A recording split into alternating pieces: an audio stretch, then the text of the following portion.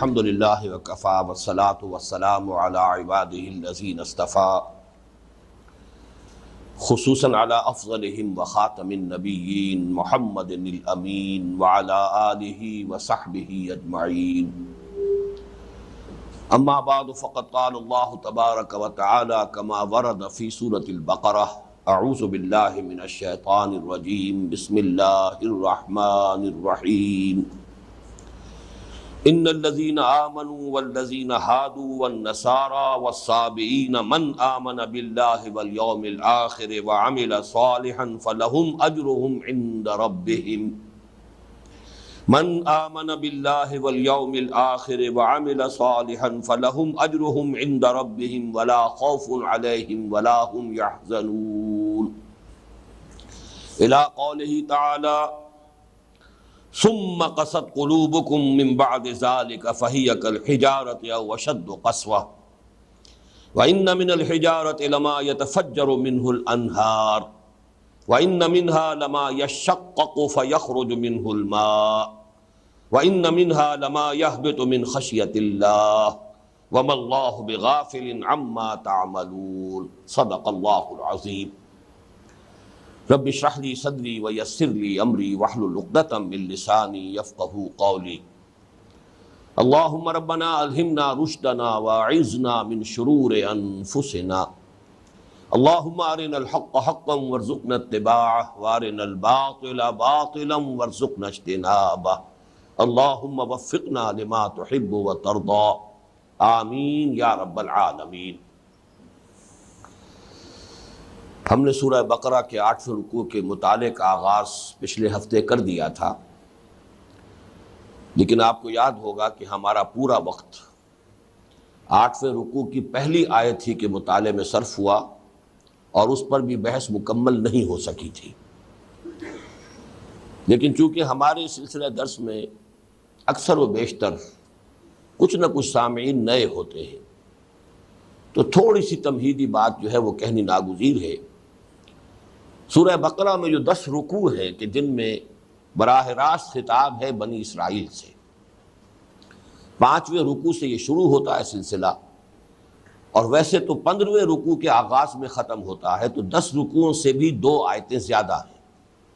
15ویں رکوع کی بھی 2 آیتیں جو ہے اس سلسلہ کلام میں شامل ہیں، لیکن عرف عام میں یہی کہا جائے گا کہ 10 رکوع ہیں اس سورہ مبارکہ کے، اور آپ کو معلوم ہے کہ کل رکوع 40 ہیں، تو گویا کہ 1/4 جو ہے سورہ مبارکہ، سورہ بقرہ کا 1/4 حصہ بنی اسرائیل سے براہ راست خطاب پر مشتمل ہے۔ اس میں اولین تقسیم یہ ذہن میں رکھی ہے، جو بار بار میں عرض کر چکا ہوں، کہ پہلا رکوع جو 7 آیات پر مشتمل ہے وہ دعوت کا رکوع ہے۔ بنی اسرائیل کو محمد الرسول اللہ صلی اللہ علیہ وسلم اور قرآن حکیم پر ایمان کی دعوت دی گئی۔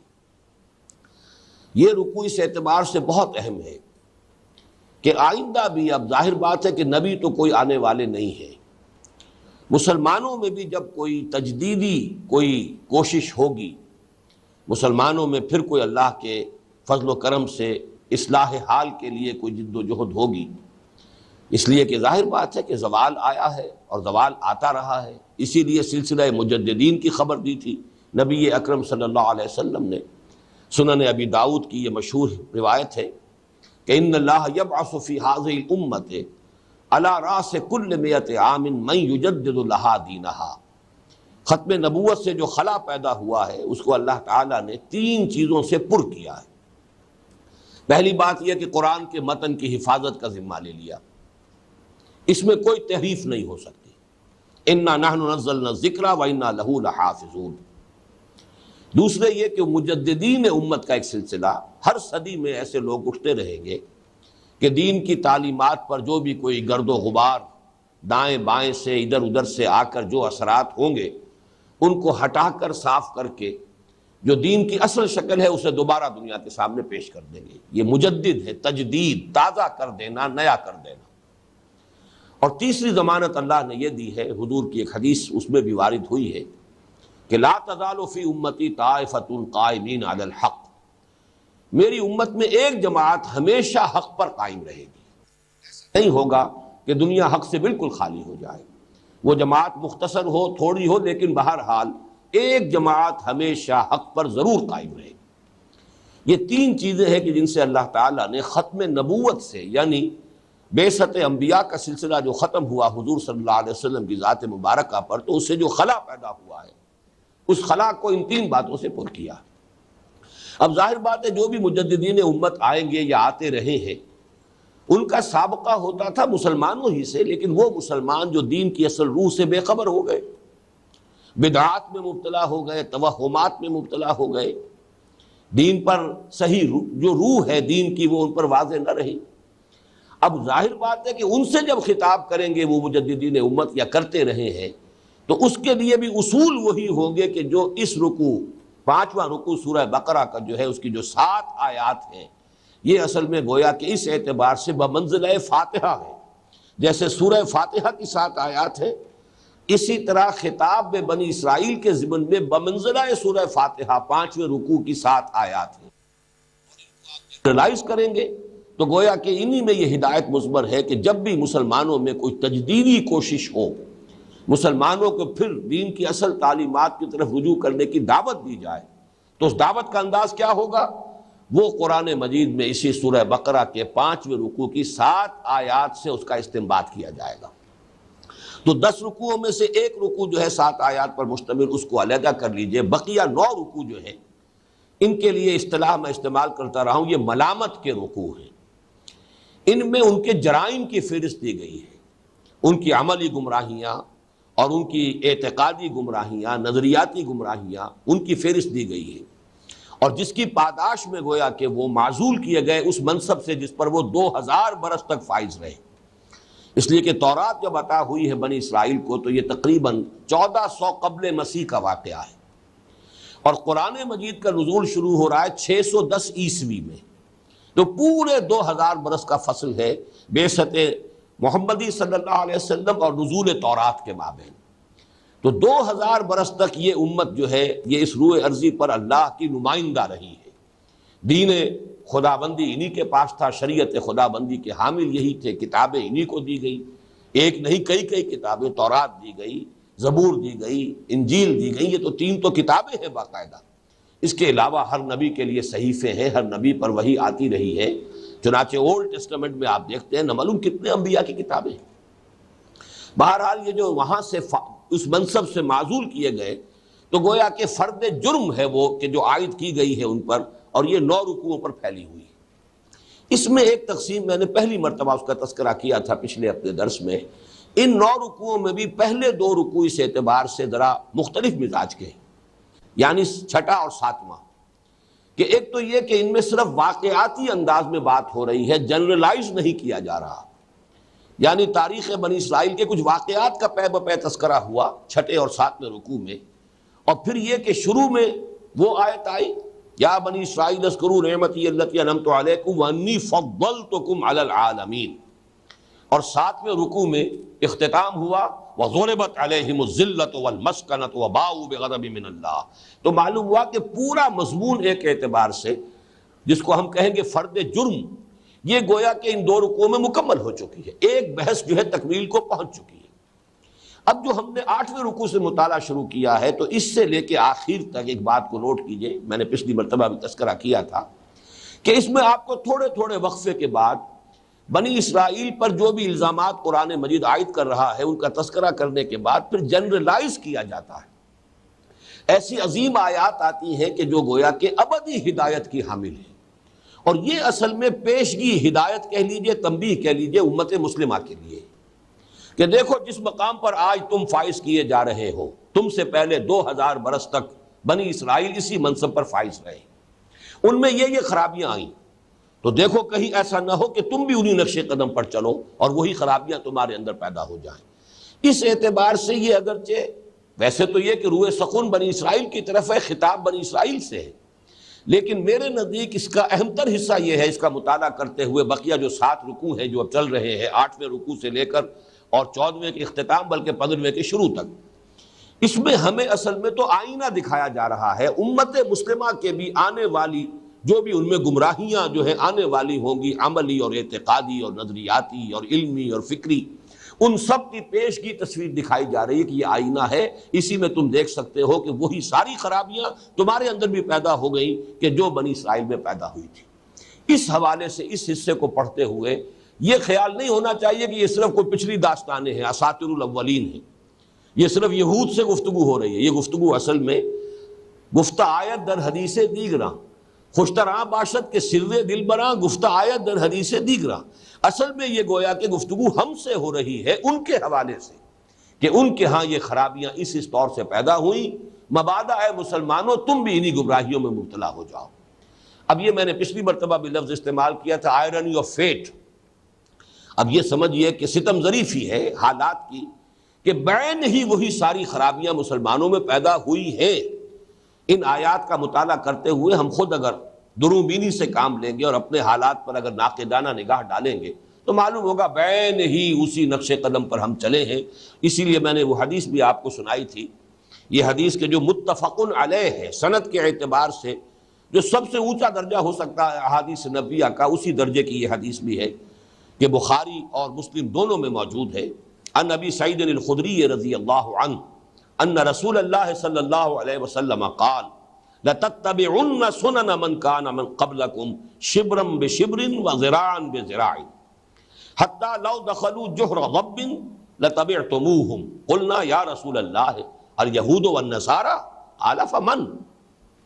حضرت ابو سعید خدری فرماتے ہیں رضی اللہ تعالی عنہ کہ حضور نے ارشاد فرمایا مسلمانوں تم بھی لازماً جو تم سے پہلے لوگ گزرے ہیں انہی کے نقش قدم پر چلو گے، بالشت کے ساتھ بالشت اور ہاتھ کے ساتھ ہاتھ۔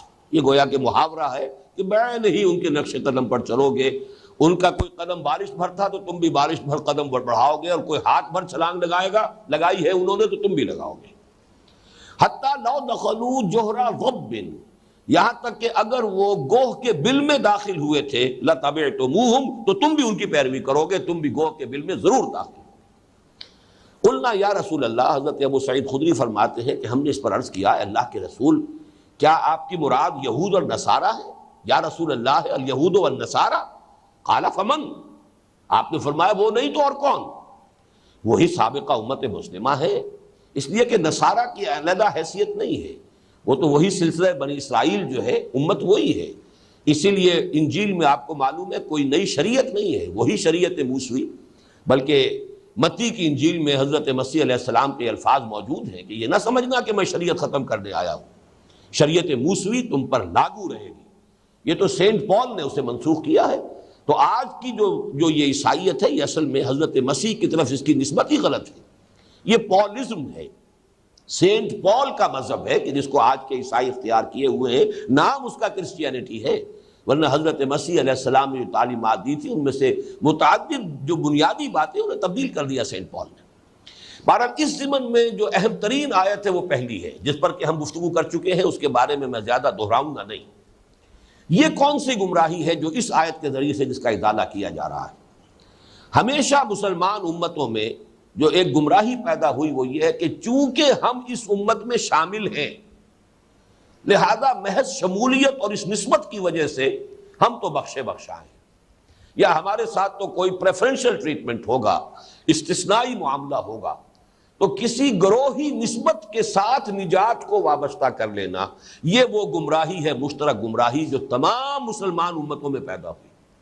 تمام انبیاء اور تمام رسولوں کے پیروان جو ہیں ان کے اندر یہ خرابی پیدا ہوئی کہ چونکہ ہمارا تعلق ان سے ہے، ہم ان کے ساتھ منسلک ہیں، ان کے نام سے جو ہے وہ ہماری جو ہے امت ہے اور ہم ان سے وابستہ ہیں، لہذا ہم بخشے بخشا ہیں۔ تو اس آیت کا اصل مفہوم یہی تھا کہ جس کو کچھ لوگوں نے محض اس وجہ سے کہ اس میں صراحت کے ساتھ ایمان بالرسالت کا ذکر نہیں ہے، صرف ایمان باللہ اور ایمان بالآخرہ کا ذکر ہے، تو اس سے کچھ لوگوں نے وہ بحثیں نکال لی کہ نجات کے لیے ضروری نہیں ہے کہ سب لوگ محمد پر ایمان لائیں صلی اللہ علیہ وسلم، لوگ اپنے اپنے نبیوں پر ایمان رکھیں اور نیک عمل کرتے رہیں تو گویا کہ اس سے نجات ہو جائے گی۔ یہ بالکل ایک غلط مفہوم ہے جو اس سے اخذ کیا گیا، اور اس کے بارے میں تفصیل سے بحث میں کر چکا ہوں۔ اس آیت کے ضمن میں صرف جو ایک بات رہ گئی تھی کہ اس میں ان الذین آمنوا، اس سے تو مراد ہے کون؟ وہ لوگ جو اسلام لائے۔ میں نے وضاحت کر دی تھی کہ اس سے مراد در حقیقت ایمان حقیقی نہیں ہے، جو لوگ بھی مسلمانوں میں شامل ہو گئے۔ ان الذین آمنوا والذین ہادوا، اس پر بھی بحث میں کر چکا ہوں۔ اور جو یہودی ہوئے۔ وجہ تسمیہ کیا ہے یہود کا، اس پر بھی گفتگو ہو چکی ہے۔ والنصارى اور نصارہ، ان کا وجہ تسمیہ جو ہے اس پر بھی پچھلی مرتبہ گفتگو ہو چکی ہے۔ صرف رہ گیا تھا تذکرہ والسابعین، یہ سابی کون ہے؟ اس کے بارے میں اصل میں چونکہ ہمارے ہاں جو تفسیری اقوال ہیں وہ بے شمار ہیں اور بہت اختلاف ہے۔ اب چونکہ اس نام سے کوئی فرقہ، کوئی گروہ، کوئی امت، کوئی قوم دنیا میں موجود نہیں ہے، اس حوالے سے بھی اس کے بارے میں اگر اختلاف رائے ہے تو وہ بات سمجھ میں آنے والی ہے۔ لیکن اس کے بارے میں ایک بات تو یقینی ہے، اور وہ یقینی بات یہ کہ یہ یقیناً یہ بھی اہل کتاب میں سے تھے، اس لیے کہ یہاں تذکرہ جو ہو رہا ہے نصارہ کا، یہود کا، تو وہ ان لوگوں کا ہو رہا ہے کہ جو اللہ کے رسولوں سے اپنے آپ کو منسوب کرنے والی امتیں تھیں۔ حضرت موسیٰ کی امت یہود، حضرت عیسیٰ کی طرف منسوب کرنے والے نصارہ۔ تو جب اس فہرست میں سابعین کا تذکرہ ہوا ہے تو یقیناً یہ بھی کسی نبی کی امت ہے، اہل کتاب ہے۔ تو میرے نزدیک عقلی طور پر بھی ثابت ہوتا ہے کہ یہ سابعین جو ہے یہ اہل کتاب ہے۔ ویسے یہ کہ میں نے جب مطالعہ کیا ہے اس مرتبہ زیادہ تفصیل سے تو مجھے محسوس ہوا کہ اس پر تو تقریباً اجماع کا درجہ ہے۔ چنانچہ حضرت عمر رضی اللہ تعالیٰ عنہ کا قول بھی یہی ہے۔ حضرت عبداللہ ابن عباس حبر الامہ کہ جو تفسیر کے ضمن میں یوں سمجھیے کہ سب سے بڑا مرجع ہے، اس لیے کہ تفسیری روایات اکثر و بیشتر وہی ہیں کہ جو حضرت عبداللہ ابن عباس رضی اللہ تعالیٰ عنہما سے مروی ہیں۔ ان کے جو تابعین میں سے 4-5 شاگرد ہیں، حضرت مجاہد، حضرت اکرمہ، حضرت قتادہ، یہ سب لوگ وہ ہیں کہ جو شاگرد ہیں حضرت عبداللہ ابن عباس کے رضی اللہ تعالیٰ عنہما۔ ان کی رائے بھی یہ ہے کہ یہ اہل کتاب میں سے تھے۔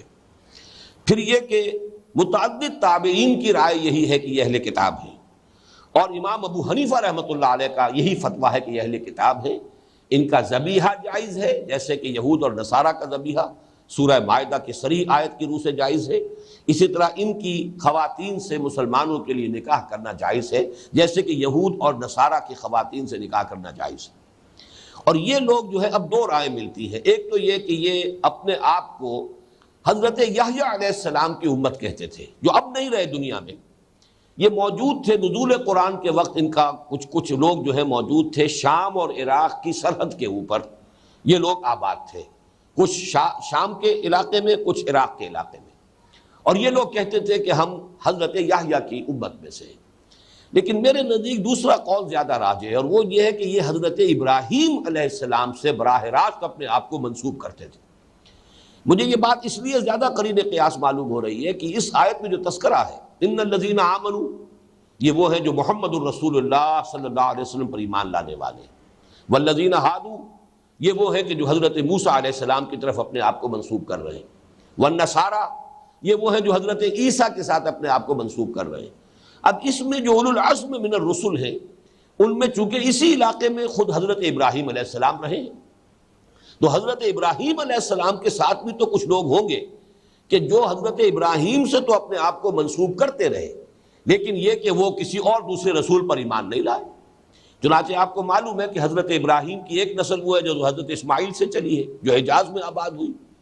اس نسل میں 2500 برس تک کوئی نبی، کوئی رسول نہیں آئے، لہذا یہ اپنے آپ کو کہتے تھے کہ ہم حنیفی ہیں، حضرت ابراہیم ہی کے ہم نقش قدم پر ہیں۔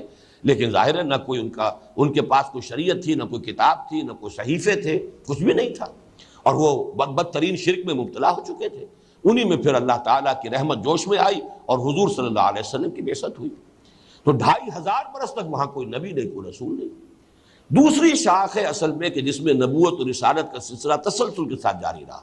حضرت اسحاق کے بیٹے حضرت یعقوب، حضرت یعقوب کے بیٹے حضرت یوسف اور حضرت موسیٰ کے مابین معلوم ہوتا ہے کہ یہ سلسلہ منقطع رہا ہے، کوئی نبی اس نسل میں بھی مبعوث نہیں ہوا۔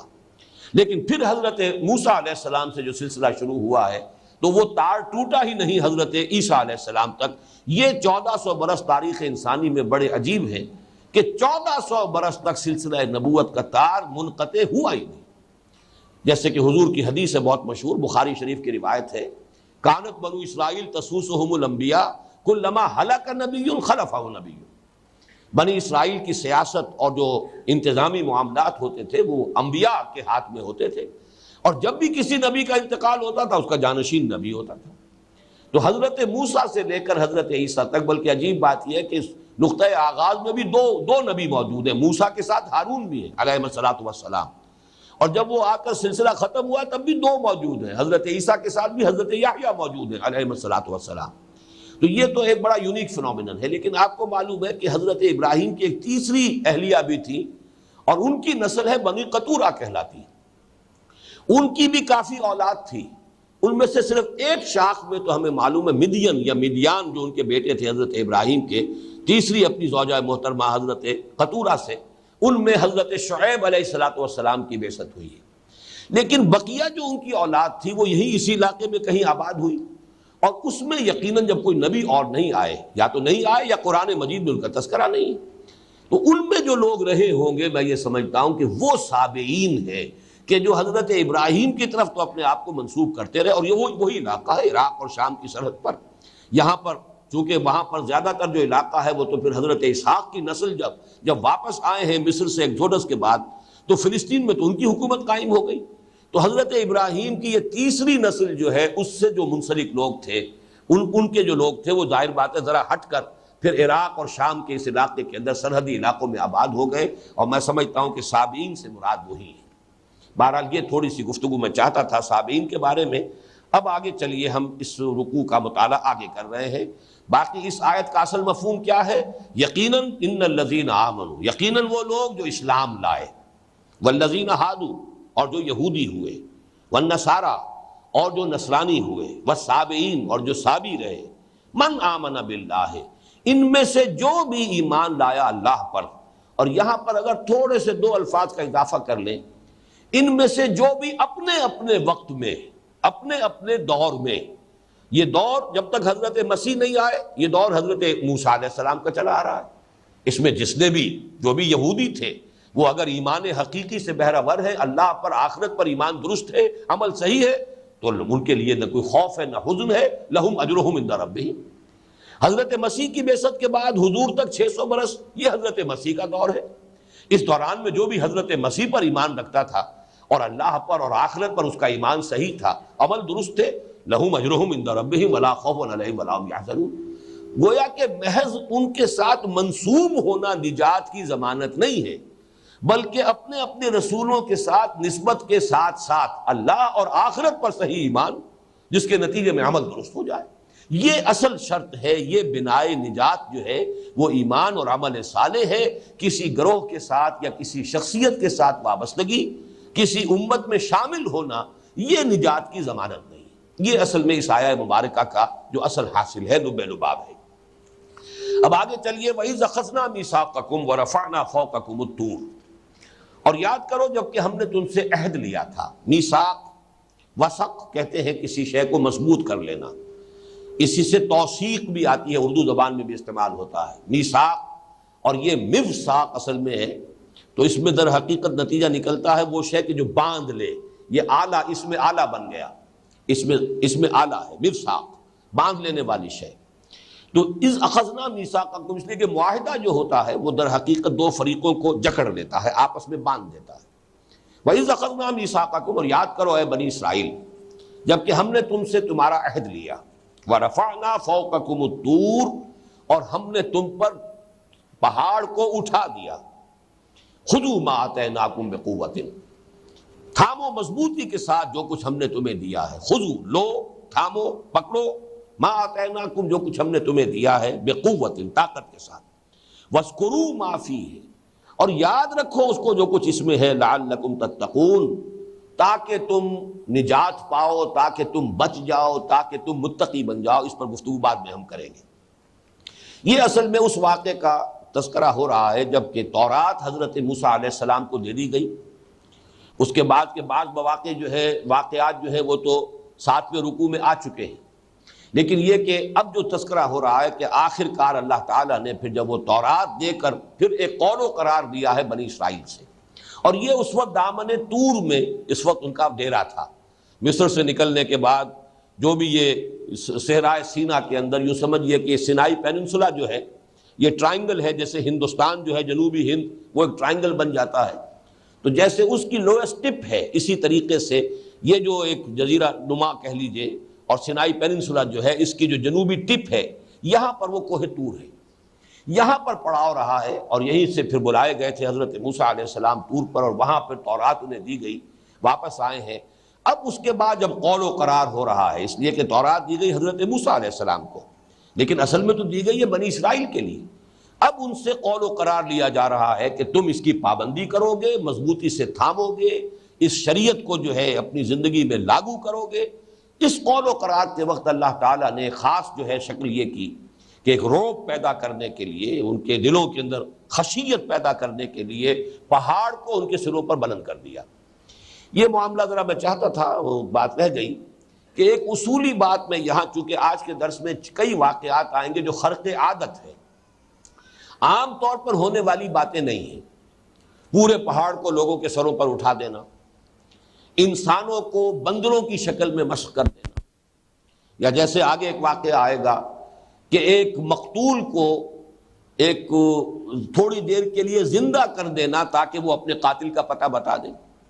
یہ سارے واقعات وہ ہیں کہ جو خرق عادت جنہیں ہم کہتے ہیں۔ عام طور پر ایک لفظ ہمارے ہاں معجزے کا استعمال ہوتا ہے، لیکن معجزہ جو ہے وہ ایک خاص قسم کا خرق عادت ہے۔ عادت سے مراد ہے جو نیچرل لاز ہیں اس دنیا کے، جو گورن کر رہے ہیں، فزیکل کیمیکل لاز جس سے یہ دنیا چل رہی ہے، لاز آف دی نیچر۔ جہاں کہیں بھی وہ لا آف دی نیچر کے خلاف کوئی کام ہو رہا ہے، جیسے کہ پانی اپنی سطح برقرار رکھتا ہے، یہ لا آف دی نیچر ہے، لیکن یہ کہ حضرت موسیٰ کا عصا جو ہے سمندر پر پڑا اور دریا جو ہے یا سمندر پھٹ گیا، دو حصوں کے اندر بالکل دو ٹیلوں کی طرح دو حصے کھڑے ہو گئے۔ یہ خرق عادت ہے۔ خرق کے معنی پھاڑ دینا، کاٹ دینا، توڑ دینا۔ اخرقتها لتغرق اهلها، حضرت موسیٰ علیہ السلام کا جو واقعہ ہوا تھا حضرت خضر کے ساتھ، تو انہیں جب کشتی کو حضرت خضر نے کشتی کا ایک تختہ توڑ دیا تھا، تو وہاں وہ لفظ آتا ہے خرقتها لتغرق اهلها، آپ نے کشتی کا جو ایک تختہ توڑ دیا۔ کیا چاہتے ہیں آپ چاہتے ہیں کہ اس کشتی میں جو لوگ سوار ہیں انہیں غرق کر دیں؟ تو خرق کہتے ہیں پھاڑ دینا، توڑ دینا، اور خرق عادت یعنی جو لاز آف دی نیچر ہیں انہیں پھاڑ دینا، توڑ دینا۔ عام عادی قانون کے برعکس کوئی شے ظہور میں آئے گی، اسے خرق عادت کہیں گے۔ وہ خرق عادت جب کبھی نبی کے ہاتھ سے ہوتا ہے اور دعوے کے ساتھ ہوتا ہے، اسے معجزہ کہتے ہیں۔